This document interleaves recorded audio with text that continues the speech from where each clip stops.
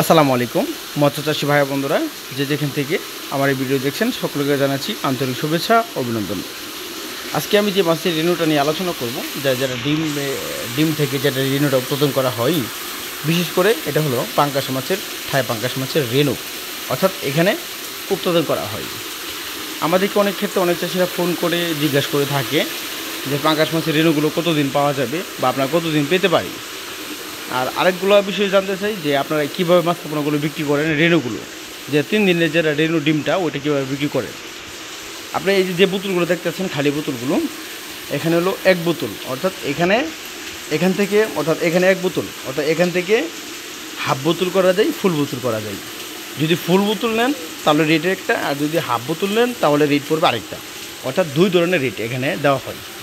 কারণ হলো ফুল বোতলের রেণু থাকবে 4 থেকে 5 লাখ, হ্যাঁ, হাফ বোতলের রেণু থাকে 1.5 থেকে 2 লাখ, এরকম বিষয়গুলো। আর পুকুরে দেখা যাচ্ছে যদি পর্যাপ্ত পরিমাণ আপনারা পুকুর সুন্দরভাবে প্রস্তুত করতে পারেন, দেখা যাচ্ছে ফুল বোতলে আপনারা যদি মাছ পান, অর্থাৎ সঠিকভাবে যদি পেতে পারেন, তাহলে প্রতি ফুল বোতলে আপনার মাছ হবে মিনিমাম কম হলেও 1.5 থেকে 2 লক্ষ 2.5 লক্ষ মাছের রেণু হওয়ার 100% শিওর দেওয়া যায় যদি পুকুর ভালো করে প্রস্তুত করেন। আর যদি পুকুর ভালো করে প্রস্তুত না করেন, এরকম আছে বোতল ছাড়বেন, মাছ ছাড়া দেখা যাচ্ছে 3-4-5 দিন পরে মাছ নাও পেতে পারেন, যদি পুকুর ভালো করে প্রস্তুত করা না হয়। আর পুকুরে যে সকল চাষিরা কীভাবে প্রস্তুত করবেন, সাধারণতভাবে দেখা যাচ্ছে 8-10টা পুকুর যেভাবে প্রস্তুত করেন, যদি মাটি কাটানোর যদি ব্যবস্থা থাকে তাহলে মাটি কেটে নেবেন। আর যদি তলবস্থা থেকে মাটি কাটার ব্যবস্থা না থাকে, তাহলে সুন্দরভাবে পুকুরটা প্রস্তুত করতে হবে। যেরকম পাতা বন আবিজাবি যেগুলো থাকে এগুলো পরিষ্কার করে নিতে হবে খুব সুন্দরভাবে। আর পুকুর মই দিয়ে তারপরে পুকুরে চুন মেরে এভাবে প্রস্তুত করতে হবে। আর দ্বিতীয় কারণ হলো, যখন পুকুরগুলো প্রস্তুত করবেন তখন দেখবেন আপনার তল অবস্থায় কাদামাটি কীরকম আছে, মানে 1 থেকে 1.5 ইঞ্চি পরিমাণ সর্বোচ্চ কাদামাটি বা 5 ইঞ্চি পরিমাণ কাদামাটি থাকলেও দেখা যাচ্ছে পানিটা গ্যাস আছে কিনা, অর্থাৎ তল অবস্থায় মাটিটা গ্যাস আছে কিনা ওটা দেখতে হবে। তারপর জানেন দেশি যেহেতু অন্যান্য মাছের পোনা জায়গায় চাষ করা হয়, মূলত এভাবেই পুকুরটা প্রস্তুত করতে হবে।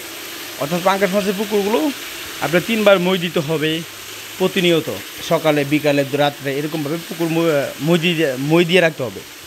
আর আমরা যখন মাছগুলো উৎপাদন করে থাকি তখন পুকুরের পানি মিক্স করা থাকে, অর্থাৎ এখানে পুরো সাপ্লাইয়ের পানি দেওয়া যাবে না, কেন পুরো সাপ্লাইয়ের পানি দিলে মাছগুলো নষ্ট হয়ে যেতে পারে বা ডিমগুলো নষ্ট হয়ে যেতে পারে।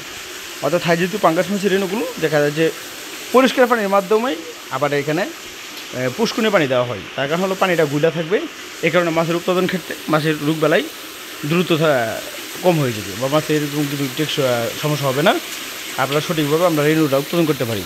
তো সেই ক্ষেত্রে যেহেতু পাঙ্গাস মাছের রেণুগুলো নার্সিং করতে হলে আপনাদের ভালো করে পুকুরটা প্রস্তুত করতে হবে। যে সকল চাষিরা জাতীয় পাঙ্গাস মাছের রেণু বা অন্য মাছের রেণু পোনা নিতে চান বা পোনা মাছ বলেন, সকল ধরনের মাছের পোনা আপনারা আমাদের কাছ থেকে নিতে পারেন। ধন্যবাদ, আসসালামু আলাইকুম।